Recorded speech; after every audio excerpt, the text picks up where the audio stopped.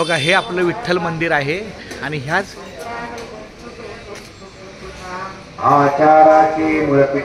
हे विठ्ठल मंदिराच्या समोर आमचा सुभाष आहे. बघा निशा ओंकार दोन्ही भाड्याचं घर आहे. आता इथे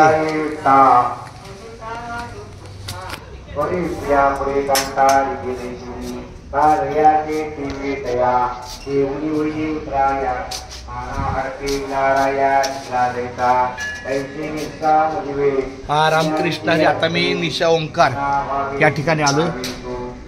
सोनाई निवास.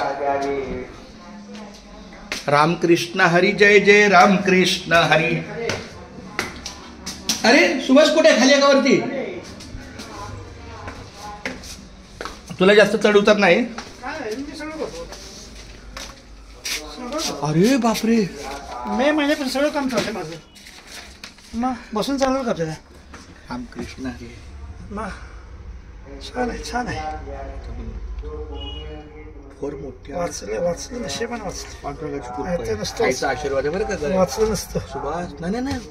अरे तू कुठल्या अवस्थेत होता दवाखान्यात वगैरे? 3 महिने झोपून काढले बेड. No guarantee. डॉक्टर म्हणलं 72 तासाची गॅरंटी. त्याच्यापेक्षा नाही गॅरंटी.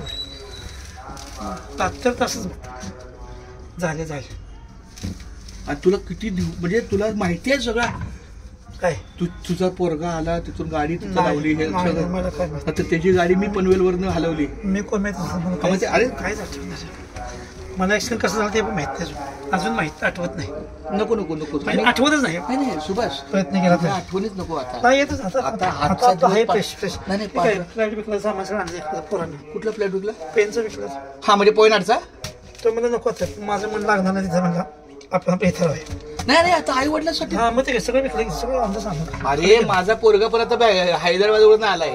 हैदराबाद पैसा काय काय अरे जग मग तुम्ही माझ्या जवळ नाही काय त्या पैशाला नको नको नको बाळा पांडुरंगा. सांग. हे अतिशय चांगला निर्णय आहे. भाजी भाकरी खाऊ चटणी काय असेल ते जीवा भावाला त्या लेकराला पण तू समोर आणि आई वडिलाला पण सुभाष. बाळा माझ्या विठ्ठला माय बाप्पा केशवा पांडुरंगा पंढर जाता.